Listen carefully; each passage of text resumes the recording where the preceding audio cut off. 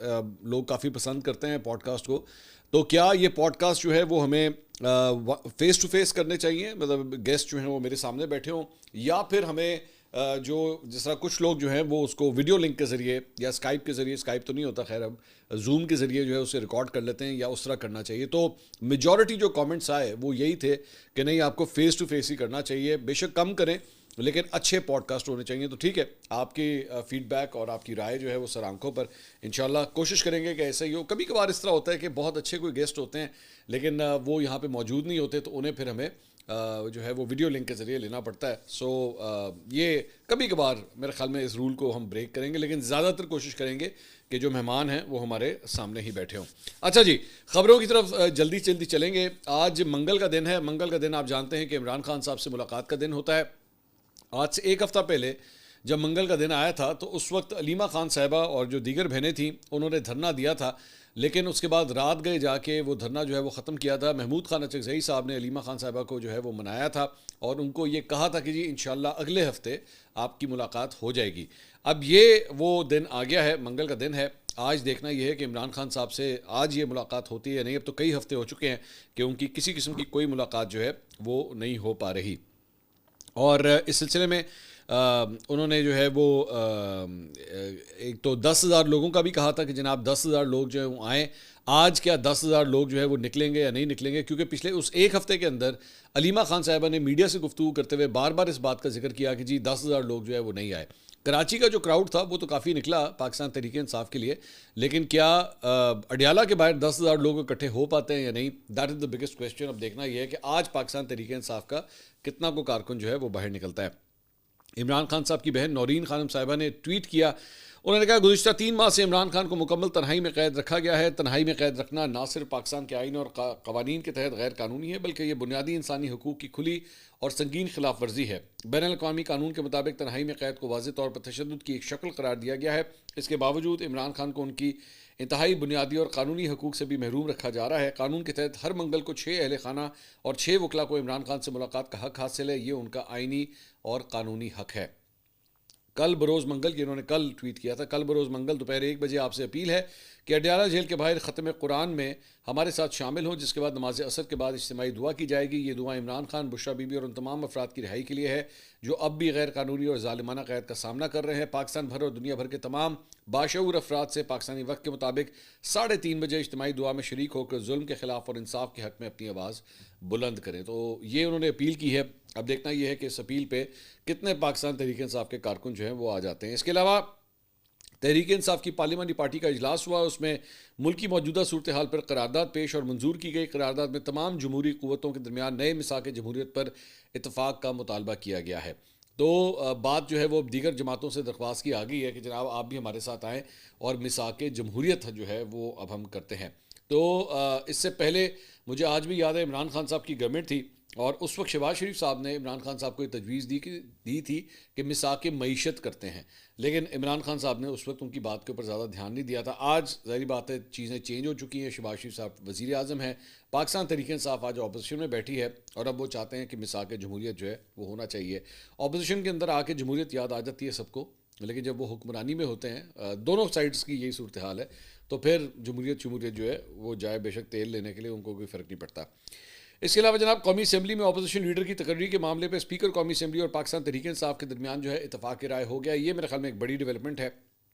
PTI के अरकान कौमी असम्बली के वफ़द ने बैरिस्टर गौहर अली खान की क़यादत में स्पीकर कौमी असम्बली से मुलाकात की। इसमें असद कैसर, आमिर डोगर, आतिफ खान और दीगर अरकान भी शामिल थे और मुलाकात में अपोजिशन लीडर की तकर्री के तरीक़ाकार पर तफसीली मुशावरत की गई। सरदार अयाज सादिक साहब स्पीकर कौमी असम्बली, उन्होंने PTI वफ़द को यकीन दहानी कराई कि जुमेरात तक अपोजिशन लीडर की तकर्री जो है वो मुकम्मल कर ली जाएगी। शेड्यूल के मुताबिक PTI के चीफ वेब मंगल को दोबारा अपोजिशन लीडर के कागजात नामजदगी जमा कराएंगे। बुध के रोज़ स्पीकर कागजात का जायज़ा लेंगे, जबकि जुमेरात को तकरीर का बाज़ाब्ता नोटिफिकेशन जो है वो जारी कर दिया जाएगा। मेरा ख्याल में किसी भी वर्किंग डेमोक्रेसी के लिए ज़रूरी होता है कि अपोजिशन लीडर की सीट जो है वो फिल होनी चाहिए, लेकिन अगर अपोजिशन लीडर ही मौजूद ना हो तो डेमोक्रेसी जो है वो किस तरह आगे चल सकती है। इसके अलावा लाहौर की अदालत ने जनाब 9 मई अस्करी टावर हमला केस के गैर हाजिर मुलजमान के खिलाफ कार्रवाई करते हुए साबिक वज़ीर ख़जाना सलमान शाह साहब की साहबजादी खदीजा शाह उन समेत 4 मुलजमान को इश्तिहारी करार दे दिया है। अदालत ने खदीजा शाह, हमजा सुहेल, उस्मान असलम और अहमद मुरसलीन के दायमी वारंट गिरफ्तारी जो है वो जारी कर दिए है।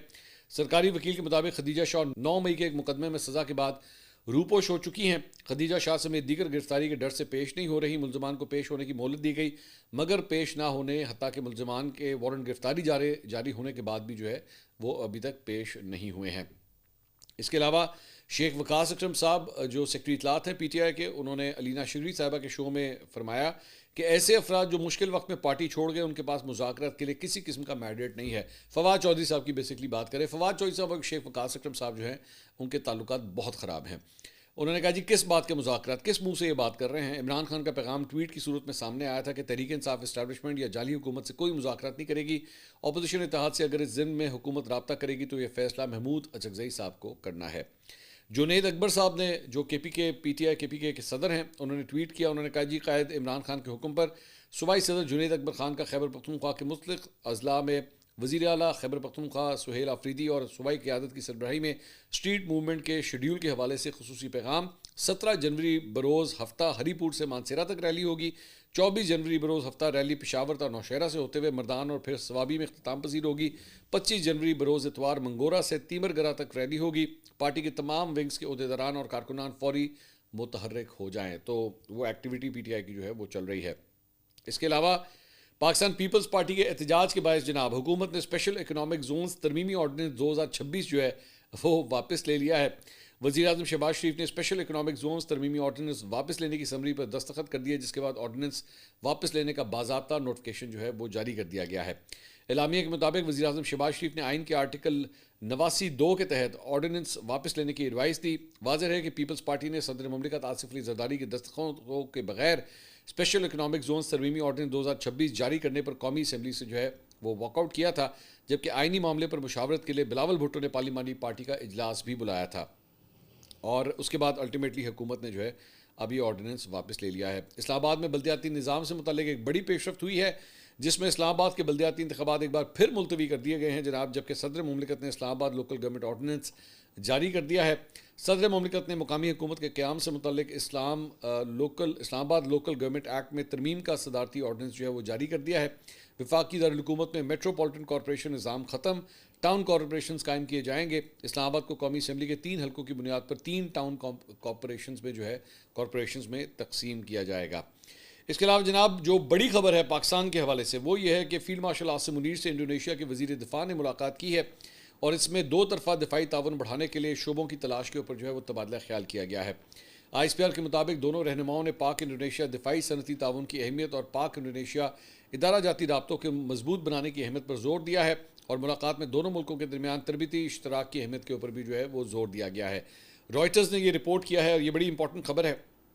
इंडोनेशिया के वज़ीर दिफा जाफरी शमसुद्दीन ने पीर को इस्लामाबाद में पाक फ़िज़ाइया के सरबरा air chief marshal Zaheer Ahmed Babar Sidhu से मुलाकात की, जिसमें लड़ाका तैयारों और मुसल्ला ड्रोन्स की मुमकिन फ़रोख्त समेत एक बड़े दिफाई माहदे के ऊपर जो है वो बातचीत की गई है। इस मुलाकात से मुतालिक मालूमात रखने वाले 3 सिक्योरिटी हुकाम ने बरतानवी खबरसा इदारे रॉयटर्स को बताया कि दोनों ममालिक के दरमियान मुमकिन ख़रीदारी मुआहदे के लिए होने वाले मुज़ाकरात आगे बढ़ रहे हैं।